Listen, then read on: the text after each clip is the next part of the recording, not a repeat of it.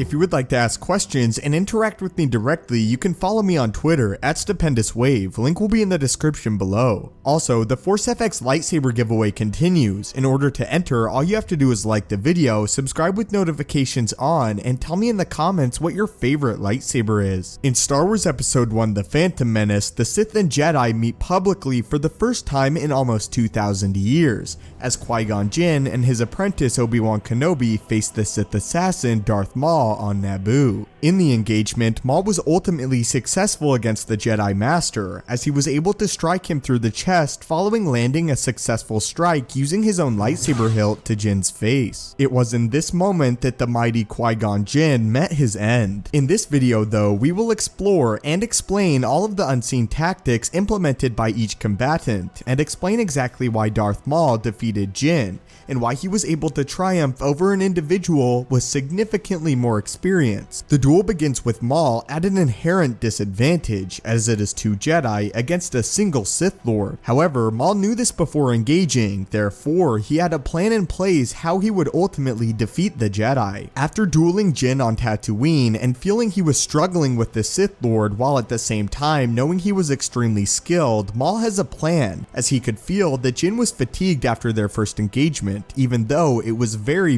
brief. This time, Maul is aware the longer the fight, the more it sways to his favor, as Jinn is growing older and is not able to carry on marathon lightsaber fights like days gone by. Because of this, Maul will attempt to use his youth and better stamina to his advantage. Maul for the large beginning of the fight is on the retreat, as his ultimate goal is to first off tire Qui-Gon and then separate Kenobi from him, as he has deemed Jinn the more dangerous enemy and thus the enemy Maul will take out first. Maul spars with Kenobi and Jinn, but is always backpedaling, taking his time to land a blow here or there, but never committing right away to a full offensive assault. Maul is taking his time and slowly, piece by piece, dismantling his opponents, waiting for the optimal moment to strike. When the time arrives, Maul strikes Obi-Wan and separates him from Qui-Gon Jinn. This is where the duel truly shifts momentum, as Maul lures Jinn into an area where he is able to isolate and then systematically overwhelm Qui-Gon, both with his superior stamina and his unconventional lightsaber fighting style, as well as the weapon itself. The reason Qui-Gon could not see through Maul's plan of action is also very interesting, and speaks to one of the fatal flaws of the Jedi Master, and the flaw that ultimately led to his death. Even in combat, Jinn fully trusted the will of the Force and followed the path that he believed the Force willed him to be on. Because of this, Qui-Gon only fought in the moment during a lightsaber duel and failed to take advantage of strategy and planning because of his belief in the Force and that the Force would provide him a way for victory. It was because of this that Jinn allowed himself to be separated and led away from Obi-Wan, and why he didn't realize what Maul was doing in their engagement early on. It was because Maul planned and looked ahead that he ultimately beat Qui-Gon Jinn. Qui-Gon was also not holding back in the beginning of the lightsaber fight, and since Qui-Gon was a master of one of the most physically demanding lightsaber forms in Ataru, he tired extremely quickly. Form 4, also called Ataru, is the most acrobatic form, filled with numerous elaborate moves, and relies heavily upon a Jedi's ability to run, jump, and spin using the Force. The Ataru form of combat is aggressive, but focused. You must never rely solely on skill with the weapon, but rather embrace the idea that your whole body is the weapon, using the Force to spin, jump, to overpower your foe. After Maul successfully isolated a now exhausted Qui-Gon, all that was left was for Maul to truly unleash the full magnitude of his own chosen lightsaber form in Form 7 lightsaber combat, which is the only lightsaber form more aggressive than Form 4, and a form that involves the full use of the dark side of the Force in order to master. Once alone, Maul systematically dismantled Qui-Gon using his now superior strength and skill in lightsaber combat, and the fatigued Jinn didn't last long at all once he was separated from Kenobi. But those are the greater details and strategies that the various characters implemented during the final duel of the Phantom Menace, as well as why Darth Maul was able to defeat Qui-Gon Jinn, and the tactics that he used to do so, as well as why Qui-Gon came up short and was ultimately killed.